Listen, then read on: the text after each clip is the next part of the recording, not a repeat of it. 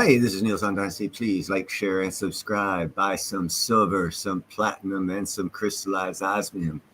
Be kind, helpful, and grateful, because it's better than being a jerk. And don't listen to me. Everything we say is to be taken as bullshit. That's not with an S, that's with a C. And this is fun, not for profit or health, although we do talk about all that stuff. But that's not what this is about. What is this about? Let's see. Let me go ahead and share screen. Start this little party off here. Share screen. Party started. Let's see. Here we go. Set the record straight, peoples. Speaking with Britain's Prime Minister Keir Starmer, Trump says the trade deal with the European Union, as well as the deal with Britain, is good for all parties. Trump said a trade deal with China is underway. That's his word, underway. On Gaza, Trump says Hamas is using the hostages as a shield and will not make a deal. Trump said the Russia deadline will now be 10 to 12 days from today. Economist Stephen Moore joining us now. Let's look at the EU deal with the United States. Yes, let's look at the EU deal. Is that a good deal for America as an economist?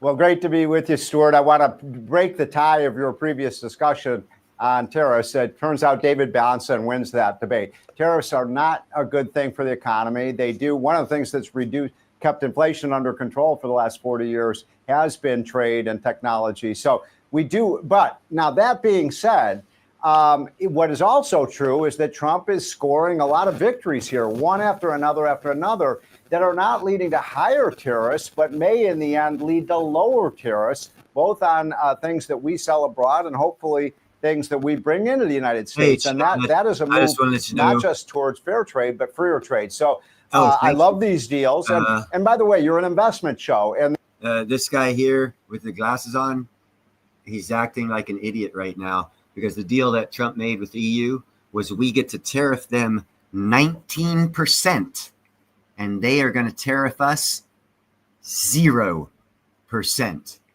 What that does to the American economy is it opens up the purse strings of Europe, and they're going to dump their money on us. If we were getting $100 billion a month in tariffs before Japan signed on to us, once Japan signed on, pretty much the same deal, 0 tariffs for us. We get 19% on them. And then now European Union signs on to they tariff us 0%. We tariff them. Well, let's see. EU deal sets. Okay, it's at 15%. It started out at 19%. So in other words, we're getting 15% of their economy, and they're opening up their economy 100% to us, based in a different aspect of looking at it. We are going to start making so much money. We're probably going to be pulling in, July, August, September tariff money bring in will be about $500 billion a month being brought in from tariffs. Mark my words. And I was looking at the data over the last 6 months since Donald Trump came into office. And here is the pattern, Stuart. Every time Trump announces new tariffs, what happens to the stock market? It goes down. Every time he announces one of these trade deals that's going to bring lower tariffs, the market goes up. So that guy's lying. The trade deal made was a 15% tariff. EU says it right here. EU trade deal sets 15% tariff on all imports to America. So we get 15% above and beyond what they wanted. They have to give us 15%. That is the EU trade deal. This guy's talking crap out his anal canal. I'm overjoyed by these trade deals. I think they're good for America, and I think they're good for the world. What do you make of Trump's idea? Look at that. EU agrees to a trade deal with the U.S. They're going to purchase $750 billion worth of energy, additional investments, $600 billion, expand the purchase of American military equipment. That's going to be hundreds of billions of dollars worth of purchases, and a 15% tariff on most European goods. And the kicker, 0 tariff on American exports. The gentleman talking on the screen is a fucking buffoon. That is the absolute golden deal of any economy right there. That we get 15% tariff on goods coming in. In other words, they pay our government, they pay our income tax for us, and we stop paying theirs. What a fucking joyous deal that is. Here for rebates to voters, ordinary citizens, from the tariff income. You don't like it, huh? No, I'm not a big fan of that. I mean, come on, if you're going to put a tariff, everybody should bear the brunt of it. I mean, this is one of the problems with tariffs is they tend to be regressive taxes because lower income people tend to buy more of the low priced imports. But look, as long as we can keep the imports, these taxes say. See what he doesn't mention here, this buffoon. What he doesn't mention is the low income people are fixing to be high income people because we have $10 trillion worth of guaranteed investment coming in because of these taxes and tariffs. Quiet, guys. Because of the taxes and tariffs, companies are moving from other countries and building here in America, and they're going to be hiring people at top wage. So we're going to have a very, very, very, very, very, very, very, very low unemployment, and we're going to get rid of income tax, which is going to increase the low wage workers' income by 30% just by not taking 30% in taxes. So the low wage income earner within 2 years will be making 30% more, probably within 12 months, just by the taking away of income tax because the tariffs are paying the difference instead of the income tax. And then we can take away the private bank Federal Reserve. At 10 or 15%. I'm okay with that. Hey, what I don't Pablo. like is two things. I don't like protectionist tariffs that try to protect, say, the steel industry, or the aluminum industry, or the car industry. History just proves those don't work. And so we ought to have, if we're going to have tariffs, they should be low flat rate tariffs applied to everything that comes in. Just like we should have a low flat rate income tax, Stuart. Yeah. We're back to that. The flat tax. I got it. Okay. That's my message. I'm sticking with it, my friend. No, but look, If I thought we could get a flat tax through, I'd be for a flat tax. But hold on a second. I want you to listen to Howard Lutnick, Commerce Secretary. Here's what he had to say about the economy. Let's see if you agree with it. Roll it. You keep saying Americans are going to love these deals. They're very skeptical and they're worried at this point.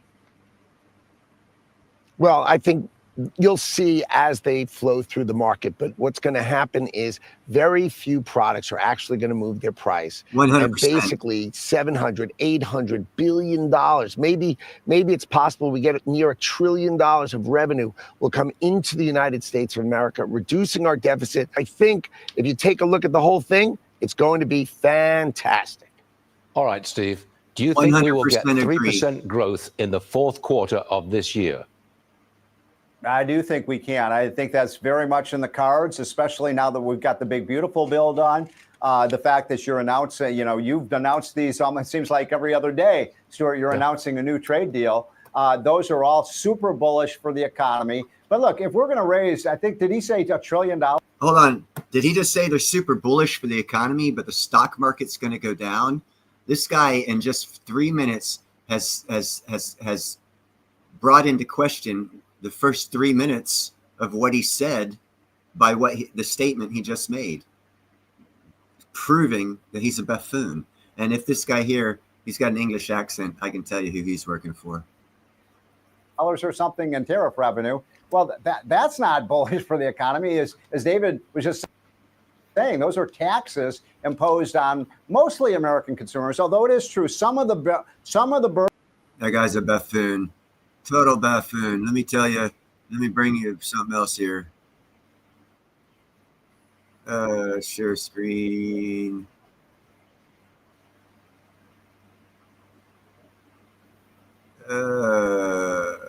There we go. We'll do this one. This is a good one.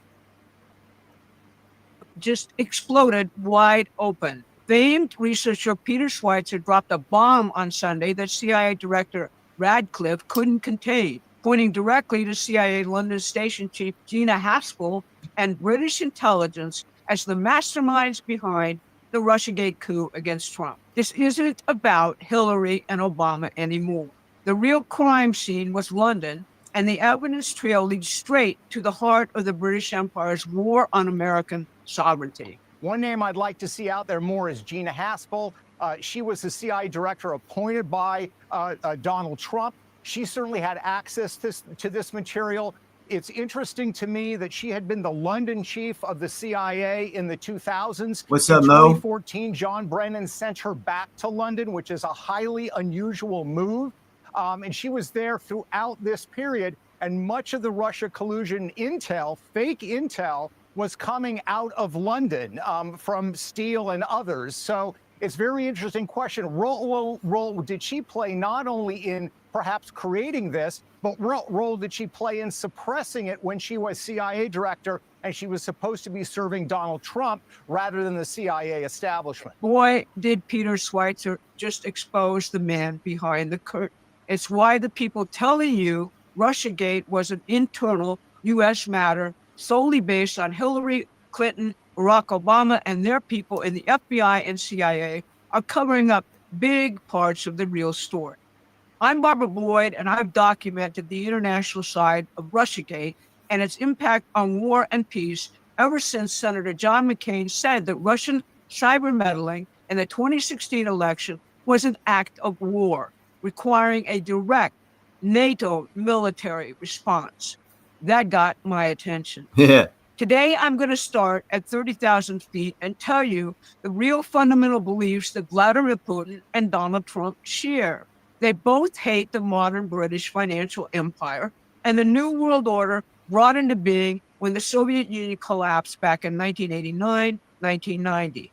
Then I'm going to show you that Christopher Steele was not a washed-up, mediocre spy who went rogue. That's the lie the British told the Trump administration in 2017, and it continues. Finally, I'm going to illustrate how Trump's attack on This is so windmills beautiful. Sunday shows the difference between the dark age imposed by the globalists and the new golden age, which the Trump administration is now building. Before I dig in, please go to the Promethean Action website and become a paying member. Nobody else is going to give you the picture I'm about to develop for you. And we need your help to expand this movement. Now, you can't really understand the stakes in this story without taking it back to 1989, 1990, when the Soviet Union collapsed. The New World Order, which came out of that, dominated the United States until Donald Trump's victory in 2016. Vladimir Putin ended their reign in Russia, and that's why they've been at war with him ever since. When the Berlin Wall fell, Lyndon LaRouche and the government and financial leaders of Germany, along with a faction in Russia, saw German reunification as a huge opportunity to do something very big and bold for humanity, develop Eurasia. But the British killed that prospect. They crushed German Chancellor Helmut Kohl in a propaganda campaign, and Germany surrendered its sovereignty to the European Union. Kohl's financial advisor, Alfred Herrhausen, was assassinated. At the same time, the Bush and Clinton administrations worked with the British to plunder and collapse Russia. Under the shock therapy imposed by Harvard's economists, Russia's entire industrial base was auctioned off and sold to criminal Russian oligarchs who emigrated to London, George Soros, and the Harvard Endowment. Russia's population was pauperized. Organized crime ran rampant. Putin stopped that by kicking out the predators and declaring Russia first. Since there was no longer a Soviet Union, the one worldist reason, there was no longer the need for the advanced industrial and scientific advances necessary to fight wars. Both Europe and the United States outsourced their industries to China and other cheap labor locations and imported immigrants for menial labor. Like Putin, Donald Trump broke their spell when he declared America first. He spelled that out fully at the United Nations in September of 2019. He said the future belongs to the patriots, not the globalists. Now, Amen to Christopher that. Steele is not some hack who was paid to produce garbage for Hillary Clinton. He headed the Russia desk for MI6 for 3 years. He worked for both Sir John Scarlett and Sir What's Richard up, Mike? Pirlo. Both of them are the criminals who authored the fake British dossier about Saddam Hussein's imaginary weapons of mass destruction, which led to the disastrous Iraq War. Washed-up, mediocre spies don't man British secret intelligence's Russia desk. The British have been trying to conquer Russia and regain the United States on behalf of their empire for centuries now. That's their priority. Before Steele did his dirty dossier on Trump, he did one on Brexit, claiming that Russia rigged that election. Before that, he worked with British intelligence, the CIA, and Victoria Nuland at the State Department on their color revolution in Ukraine in 2014, the coup which set off the present war against Russia. Before that, he coordinated London's nest of sour billionaire Russian oligarchs in a spy war which sought to topple Putin. Steele doesn't operate in the realm of facts. He molds public. That also explains why Russia or Putin, his number one general and adversary, mysteriously had his plane blown up as he was flying back to Moscow. That explains a lot of that part that I never understood about how the number one Russian general could be killed and there not be anything said about it. I knew there was more to it. Perceptions and information wars. The website for his company, Orbis Business Intelligence, listed creating public opinion groundswells and delivering targeted political campaigns as his specialties in 2016. When John Brennan's CIA analysts protested that everything in Steele's dossier was unverified, Brennan answered them by saying, "But it rings true, doesn't it?" Brennan was telling them, in this method of warfare, facts are irrelevant. It's whether fake narratives stick with a population or not. They pulled that The on British Nixon Integrity too. Initiative, British charity featuring cells of prominent journalists both here and in Europe and funded by NATO, the State Department, the British Foreign Office, and the British military, were the lead propaganda warriors in these initial 2016-2017 attacks on our president and our institutions. It was all based on the systemic poisoning of public opinion, using classified psychological techniques normally reserved for coups and outright war. And thus, why everyone felt like there was some psyops going on. The anxieties and fears of whole segments of the population are profiled and then exploited by repeated new psychological warfare events, reinforcing central themes of the psychological marketing campaign. John Brennan at the CIA and his NATO counterparts in Brussels, London, and Paris were already surveilling and running illegal covert operations against Trump on foreign soil beginning in January of 2016. They recognized both Trump's superior leadership qualities and his revulsion for their New World Order. But all their highly illegal operations came up empty. That's what we saw in last week's bombshell documents. At the December 2016 meeting in the Obama White House, which Tulsi revealed last week, they decided to stage a coup, backed by U.S. senators in the thrall of the intelligence community and their compliant media scribes. They doubled down on Christopher Steele's big lie about Trump and Russia, using it now as the pretext for the entire Robert Mueller witch hunt against Trump and anyone who deigned to support him. British secret intelligence and NATO continued to support this coup.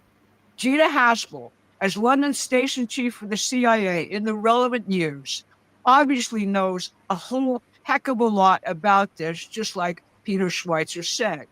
That side of things, the attack on the United States from across the pond, is the big story that is being covered up. Attorney General Bill Barr didn't allow John Durham to touch the CIA, the State Department, the Pentagon, or the British and the Ukrainians. He was allowed to show only the criminality of Hillary Clinton and the FBI. So Donald Trump swept into office in 2016 with a promise to rid the United States of its oligarchical disease. He talked about imposing Glass-Steagall in the wake of Wall Street's larcenies and Obama's bailouts of the banks. He advocated the American system of political economy based on tariffs and protection of our industries, scientists, farmers, and skilled laborers. He wanted to close the border and identify and revitalize the best of American culture. He wanted to go to the moon and colonize Mars. That's why he posed such an existential threat to the modern British Empire. He had to be contained or eliminated entirely. If you see what happened when they installed the mentally vacant Joe Biden in 2020, you see the end product of this entire campaign. The Biden administration installed every single destructive modern imperial idea ever fantasized, from the Green New Deal to gender fluidity to legalized drugs to late-term abortions to open borders. They almost succeeded in destroying the country. When Trump signed his tariff deal with the EU yesterday, on Sunday, he couldn't keep himself from launching an attack on their windmills. All the coverage of what he said characterizes this as a bizarre rant. But the decaying hulks of these broken machines, which now litter the once beautiful European countryside, is a fitting image for their destructive post-1989 world order. The president obviously can't believe that human beings could ever be so stupid. Just look at the contrast with the ideas in the AI forum where President Trump spoke on July 23rd. It was an exciting preview of the manufacturing and agricultural future of our United States, which the Trump administration is creating. Robots and machines guided by humans will do the dangerous and dirty jobs of modern manufacturing. Humans can be trained up rapidly and paid well to run the machines. For example, filling out the electronic medical records, which collapse the productivity of doctors by 50%, well, AI allows doctors to spend that time clinically, figuring out what's really going on with their patients. The power needed for all of this, it will come from advanced energy sources, like small nuclear reactors. Micro-nuclear reactors, baby! Cities. Watching it reminded me of the type of discussions which must have gone on when we launched the Revolutionary War production, which won us World War II. That can-do scientific and technological optimism is what the British Empire hates about Americans. Their attempt to murder that spirit is the real crime we're investigating constantly here at Promethean Action. So you see, once again, things aren't what anybody in the media is telling you. Hopefully, this helped you put together elements of the real story. Well, did it? Dag nibbity nabbit? Hell, I don't know. That's why I'm asking. And thus, the crazy picture on your screen right now with the I don't know look on his blank face. Because he can't see the bacon! So what do you think about that, guys? Pretty cool, huh? Only Neil brings you crazy crap like this stuff. Crazy crap, crazy crap. Let's see. We're going to do one more, and we'll call it a day. This one's about my favorite metal. Have you ever looked at a piece of platinum jewelry, maybe a ring or a necklace, and wondered where this mysterious silver-white metal actually comes from? It looks sleek, it feels heavy, and it's always marketed as the rarest and most luxurious of metals. But behind its shiny high-end appearance is a gritty, grueling process that starts deep within the earth. Unlike gold or silver, platinum doesn't come easy. It's rare, stubborn to extract, and demands some seriously heavy-duty chemistry. Today we're diving deep, literally and figuratively, into how platinum is made. From the moment it's pulled out of the ground to when it ends up wrapped around your finger or under the hood of your car. Right here on History of Simple Things.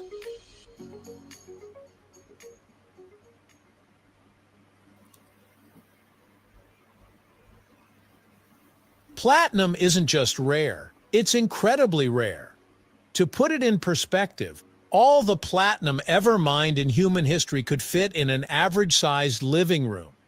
This metal doesn't form in huge veins like some other minerals. It's scattered in small amounts, often tangled up with other elements. Okay, this was made obviously a little while ago. It's for History of Simple Things, as you said, 408,000 subscribers, giving him a thumbs up right now. He obviously doesn't know about clean air metals. I've done some videos on it, and that platinum vein doesn't run vertically, it runs horizontally, and there's high density clumps of the stuff. And that's why I'm real excited about clean air metals stock, because they have found a platinum vein near surface that runs parallel with the surface and is in high quality and quantity, unlike the platinum mines that they come across in South Africa and in Russia, who now are the world leaders in platinum mining. That is why I've been pushing clean air metals, because the vein they found does not fit the protocol this gentleman's fixing to tell you. Elements like nickel, copper, or iron. The biggest sources of platinum are found in South Africa, Russia, and a few smaller operations in Canada and the United States. Like I said, this was made a while ago, obviously, because he doesn't know that. And actually, Clean Air Metals is not technically mining right now. This structure you see right here, it's an open pit structure. Clean Air Metals stated they're going to go open pit in the Thunder Bay area, open pit gold mine style, to get to the surface of the platinum vein at 400 meters, and then they go sideways, not down. So they're going to be able to extract a heck of a lot of platinum, high quality, high volume, rather fast, which will throw Canada into one of the world lead producers for the first time in history of platinum, and it won't be South Africa or Russia. And again, a reason why I'm pushing Clean Air Metals. This dynamic shift in the platinum industry is coming. Those people that are on board before it happens will be very happy. You'll also be happy if you're one of the first ones in after it happens, but you'll be paying a lot more for that stock, and the rest of us will be laughing to the bank. South Africa, in particular, produces around 70% of the world's supply from a geological formation called the Bushveld Complex. This region is basically platinum heaven, geologically speaking, but even here, getting platinum out of the rock is far from easy. And again, if you guys keep watching my channel, when I do a show on Clean Air Metals, I actually show the map, the vein map they have and where the densities are. And it is not at all running like this at all. It's 180 degrees different from how they're telling you that these mines are run. Another plug for Clean Air Metals. The thing about platinum is it doesn't like to travel alone. It's part of a group known as the Platinum Group Metals, or PGMs, which includes palladium, rhodium, ruthenium, iridium, and osmium. These elements are chemically similar and are usually found mixed together in ore, which means when you mine for platinum, you're also pulling out these other guys too. The whole extraction process becomes a kind of sophisticated scavenger hunt. Once a mining operation has located a platinum-rich ore deposit, it sets up either an open pit or underground mine, depending on how deep the deposit is buried. South Africa's mines, for instance, are mostly deep underground, sometimes over 1,000 meters below the surface. The ore is blasted out of the rock walls and brought to the surface in enormous quantities. And here's the kicker. For every ton of ore mined, you might get just 3 to 7 grams of platinum. That's about the same weight as a small coin. Imagine sifting through a literal mountain of rock just to find a pinch of precious metal. The ore is first crushed into fine powder to release the minerals. Then comes a process called froth flotation. This is where crushed ore is mixed with water and chemicals in large tanks, and air bubbles are blown through the mixture. The platinum-rich particles attach to the bubbles and rise to the top, forming a frothy layer that's skimmed off. It sounds like something out of a science experiment, but this step is crucial for separating the good stuff from the rest of the rock. At this stage, you still don't have pure platinum. What you've got is a concentrate that includes several platinum group metals, along with impurities like sulfur and iron.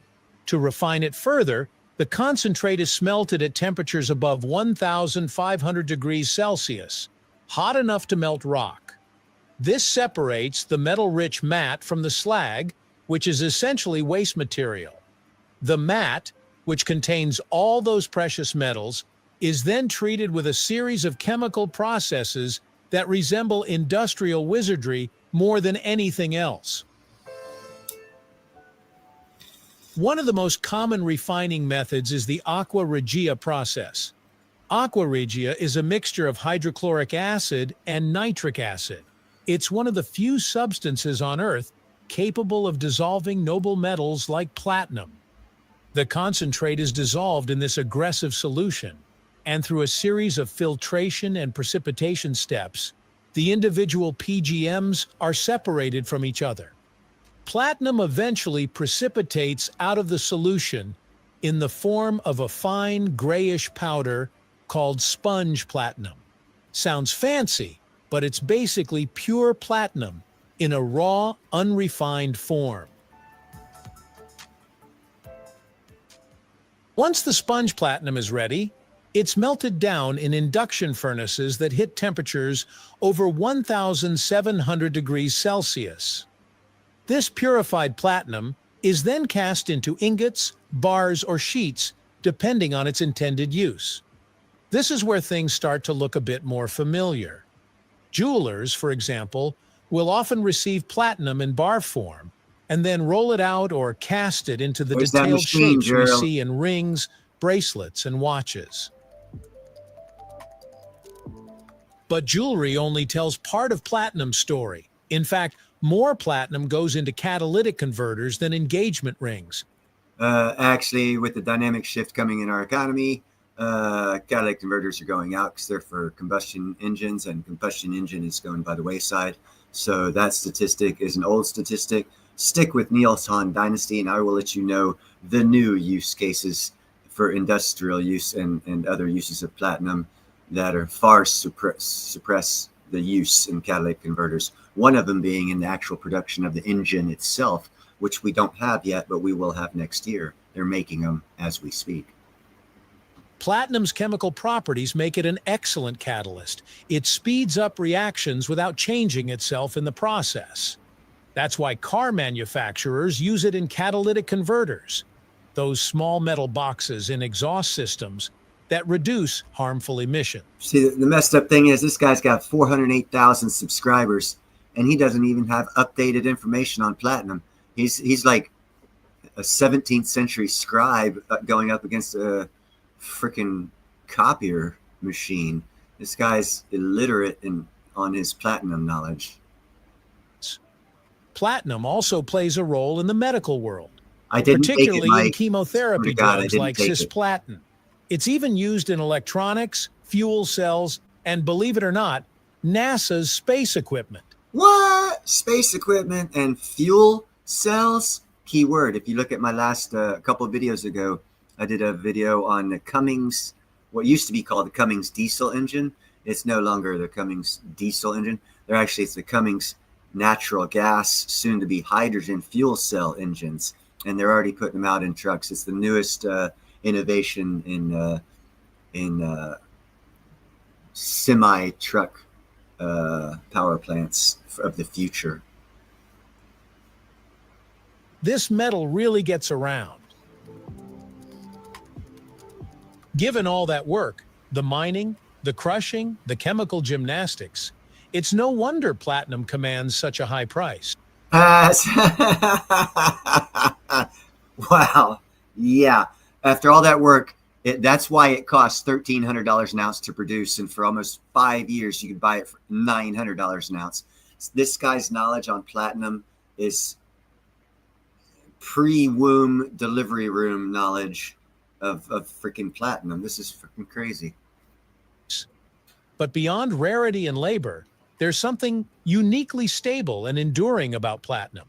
It doesn't corrode or tarnish, and it maintains its shine for decades without fading.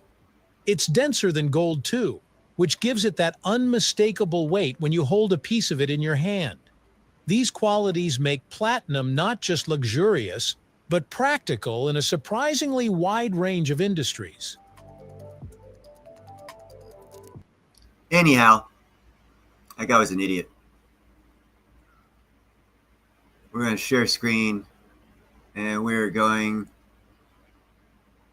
to read you a story.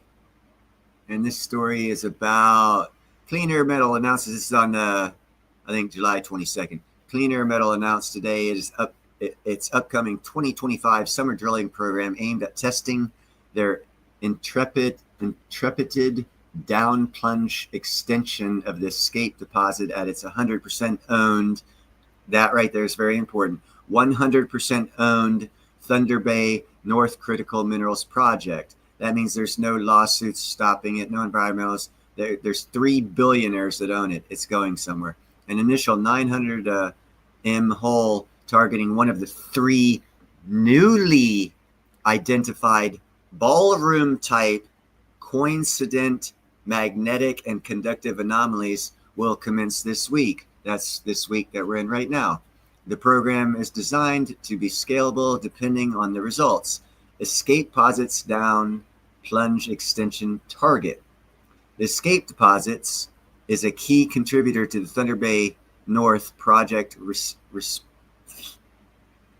representing approximately 40% of the total content of the estimated 14 million tons indicated resources.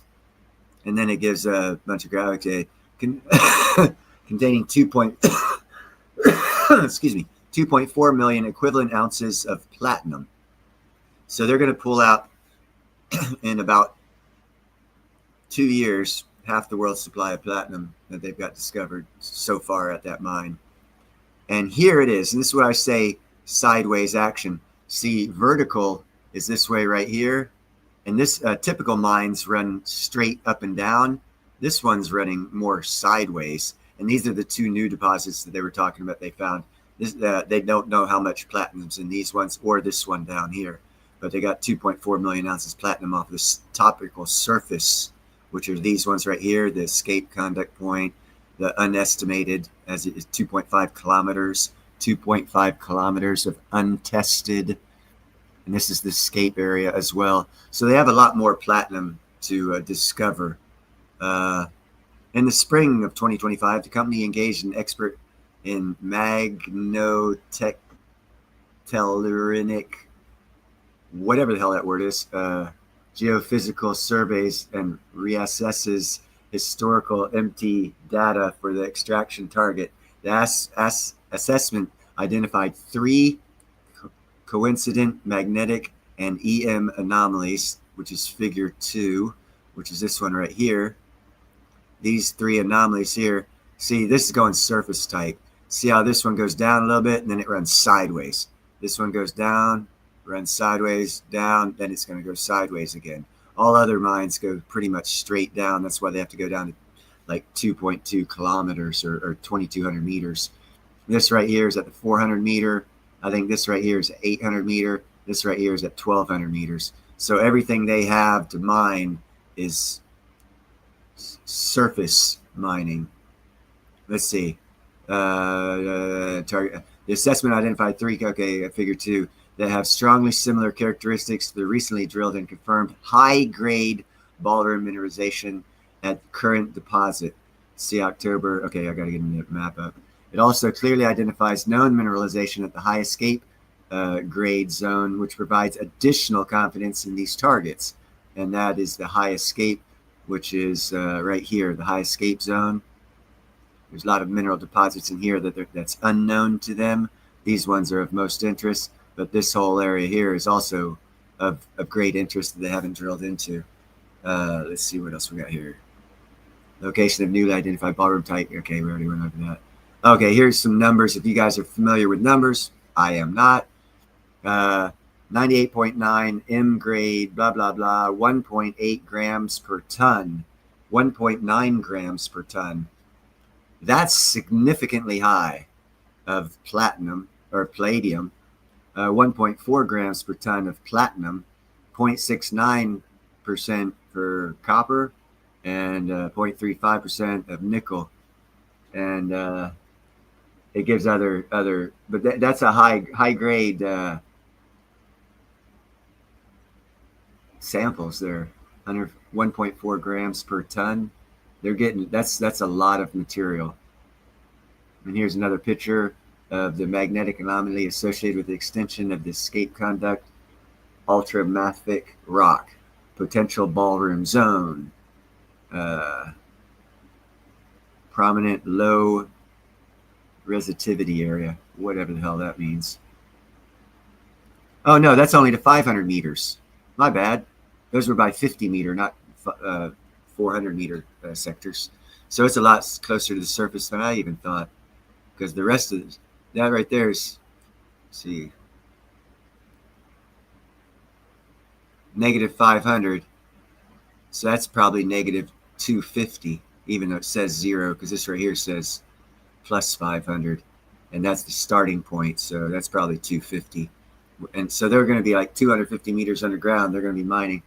Clean Air Metals Vice President of Exploration Lionel Dijon commented, the new geophysical assessments have delivered very appealing ballroom-type drill targets in the Scape Down plunged extension area. We're excited to begin the drill testing targets that collectively represent the best opportunity for significant expansion of the high-grade Thunder Bay North platinum, palladium, copper, nickel, sulfite mineralization. There you go. They are going to take over the platinum mining because they just have the ease of it being a surface mine. Let's see, I missed a lot of comments. Sorry about that. Let's see. There's a new super yacht that is running on hydrogen. Yeah, I've heard about that one, Mo. Also, again, back to Cummins diesel engine company. Their newest engine that they're selling for replacement fleets of 18-wheelers to these large companies is a natural gas and reclaimed gas. And the reason why they built natural gas engines over the diesel engine, and they're actually putting them in 18-wheelers right now, is because the availability of the refueling stations for natural gas, the infrastructure is a lot bigger, and hydrogen infrastructure is not as good. But the thing about it is, and I stated in the video that I did on the Cummins engine, is they've built that engine to run off natural gas and reclaimed gas, not petroleum fuel, natural gas, liquid gas. But that's just a temporary. Once they have the infrastructure for hydrogen throughout the interstate system, all you're going to have to do to upgrade it to the hydrogen system is drop the natural gas tanks and put in the hydrogen fuel cells, and the engine will run off the hydrogen fuel cells as well as the natural and reclaimed gas. So if Cummins Diesel Engine Company has gone that far to create an engine, and they're now currently putting it out into semi trucks that is made to fit hydrogen fuel cells, once the capability of the infrastructure of refueling them is there, that tells you a lot about the direction of the economy as far as the power plants of vehicles. And they're going, biodiesel, water, hydrogen, ammonia. I mean, there's going to be lots of different ones. I don't know which. A lot of them are going to be thrown against the wall. I don't know which ones are going to stick. No, Jeffro. It would have brought the price down if it wasn't already suppressed by the BRICS nations, the main manufacturers of it. What this does in particular scenario is it breaks the price control of the manipulators, and that is why you saw a 40% increase in the price of platinum in 30 days because of information that Clean Air Metals is putting out. They are going to be drilling within a couple months, and platinum's going to be probably $2,000 to $3,000 an ounce when they pull ore out of the ground, because price suppression ends. Once this price suppression ends, that's manufactured, and you can look on the charts and see it started around 2012, 2013. Price of platinum started to go down to gold for the first time in history ever, and that was when South Africa joined BRICS, and BRICS controlled the supply of platinum for the world. Therefore, they controlled the price. So they bought it cheap and then sold it on the market and made money off it, but mainly because China had to buy 2.3 million ounces of it last year and has to buy that much again this year to create those new engines I was talking about that are going to be run off of hydrogen fuel cells. And that's future technology. How do you get future technology? Large companies and large countries build it years in advance. This is the years in advance of that new technology being turned out. Part of that new technology being turned out is they buy the rare minerals and metals that they need to make that technology, making a squeeze on those metals. That's why there's a platinum squeeze going on right now. What follows after that, as we get through the squeeze, more mines open up. Oh my God, Clean Air Metals opened up. So more mines open up, takes care of the lack of the supply of that mineral or metal. New price discovery is met, ends the suppression of the price, and you get a more accurate supply and demand price curve of that individual object, mineral or metal. And in this particular scenario, that is what is happening, because the price of platinum is indeed manipulated. Because there's no way in hell you can go into business to start a platinum mine and say, hey, this is how I'm going to do it, Mr. Bankman. I need a loan for $5 billion. I'm going to open up a platinum mine and I'm going to sell it for 25% less than it costs me to mine it. And I'm going to run at a deficit for 10 years. And that's going to be profitable. In what freaking world does that happen? That happens in our world, because that just happened in Africa over the past 12 years. And that's why I told people to buy platinum, because you could buy it for cheaper than the cost of mining it. That's why I showed that last video, how extensive it is to get just one coin. The whole process cost $1,300 minimum to make a coin or a bar of platinum at 1 ounce weight that you could buy for $900, $1,000, $870 2 years ago. I mean, it's outstanding how cheap platinum was. Now, if you look at gold, gold costs about $900 an ounce to manufacture out of the ground and to get to you in coin or bar form. And they're making 400% profit. Well, why isn't it the same for platinum? Because platinum's 30 times more rare and has more industrial use case than gold. So theoretically, if you go to business school and you learn what they tell you, there's things called supply and demand curve, and also quantity of the mineral or metal or whatever it is the starting point of the price. So two comparable things should be comparable price. If one is more rare than the other, that's like baseball cards. The more rare ones are more expensive. That's economics. But when it comes to platinum, it's 30 times more rare than gold. And for quite some time, it was 1/3 the price, which is the exact opposite of a normal functioning economic business model. So therefore, manipulation. Oh my God, Jeff, you've been watching my videos. Yes, that's exactly. Because also, believe it or not, this is all charted. It's now not charted. There's paperwork on this. You do your own research on this one. South Africa gold mines lost $5 billion over 10 years. How the hell do you lose money on mining gold? How do you do that when the price of gold keeps going up?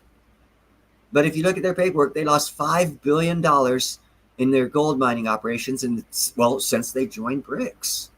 It's just freaking amazing. It's like everything bad happened to South Africa when they joined BRICS. Now they're the murder capital of the world. They only have power 24 hours. Gangs are taking over 15-story buildings in Johannesburg.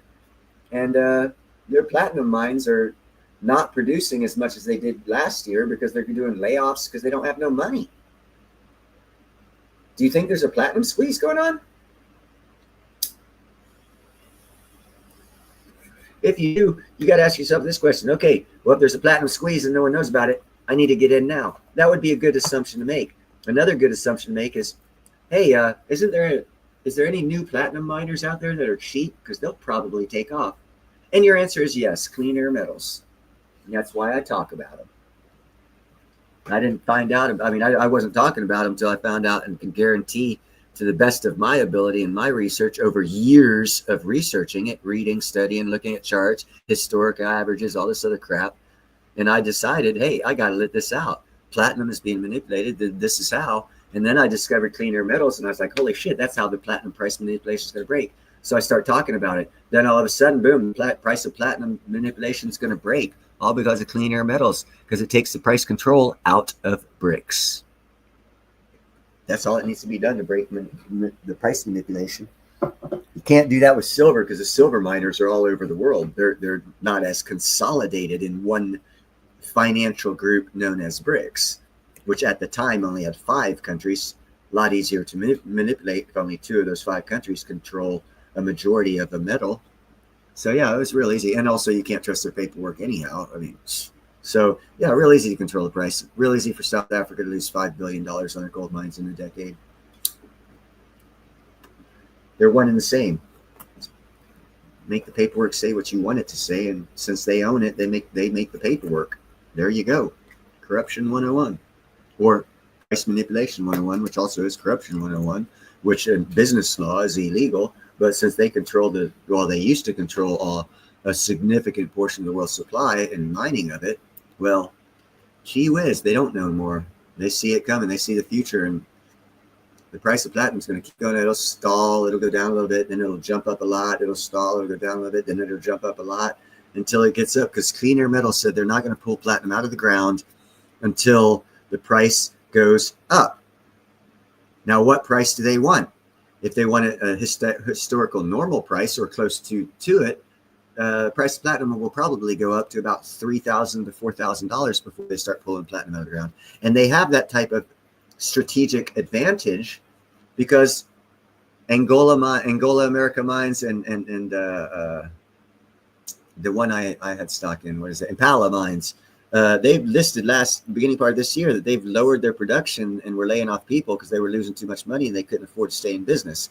So they're the largest supplier of platinum, and they're lowering their production.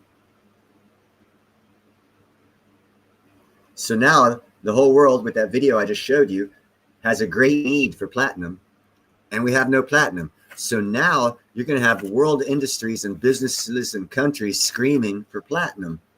And Clean Air Metals is going to say, I could pull out a whole shitload, but not at that cheap ass price. What do you think's going to happen? It's going to go back up to its normal twice the price of gold real fucking fast. And Clean Air Metals will be able to pull out 2.4 million ounces in 1 or 2 years and make shitloads of profit. Quick turnaround. That 3.5 cent stock will jump up to 30 in a couple months. You'll want some of that stock. This is not financial advice. This is just good advice. And they're not going to be in business for 40 years because their platinum runs sideways. They're going to yank it all out. And then what'll probably happen, this is speculation, what'll probably happen because of the war on the fucking cartels and shit, the Darien Gap will probably start attacking that on the war on drugs and clean out all those guys. And we'll finally find out where the conquistadors in the 1500s found so much freaking platinum laying on the top surface of the fucking ground that they called it platina, and they named platinum. They found so much of it, but to this day there's no platinum mines in Central Africa around the Darien Gap area where those conquistadors were, that we can't go into now because it's the Darien Gap and there's so many drug dealers and cartels in there, you get killed. So how better for rich people to protect their investments and not allow people to discover a mine until it's necessary for it to be discovered. But that's speculation. There's about a 92% chance that I'm right. More than that, but I'm kind of conservative. So is there anything else you guys want to discuss, talk about, or whatever?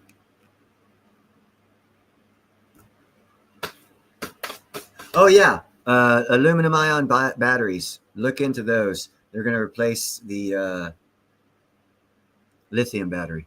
There's been a lot of shows. They're pushing the ill effects of lithium battery on the fires and it burning at the bottom of the ocean and all this other stuff.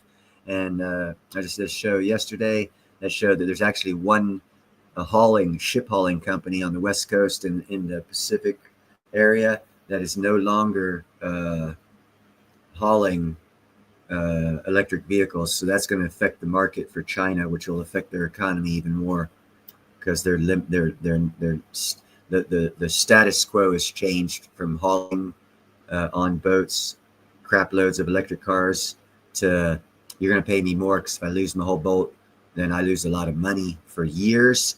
And that's going to drive the price of the insurance and the electric cars up. So that's the beginning of the demise of the electric car. As far as bacon goes, I don't know, man. Let your heart go wild on that one. Everyone likes their bacon a different way, like cooking it a different way. I'm looking at getting some cooking implements where you put the bacon in it and it's like on a screen and you clamp it together so you can stick it over a cooking fire outside and you can cook bacon while you're on a camping trip. Because that's how much I love bacon. I want to make it while I'm on a camping trip. You know what I'm saying? So everyone's got their own opinions on bacon. I have mine. Everyone has theirs. You like the way yours cook. I like the way I cook mine. Sometimes I like the soft bacon. Sometimes I like crispy bacon. It all depends on the use case. On sandwiches like BLTs, got to be crispy. On burgers, slightly crispy. With bacon and eggs, got to be crispy. Actually, very. Now, inside, like red beans and rice with bacon, yeah, you can have it soft.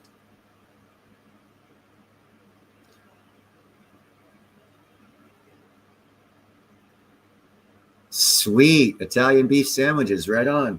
What did I just have? I had something. I forgot what I ate already. Oh yeah, hot dogs. I had good old American hot dogs.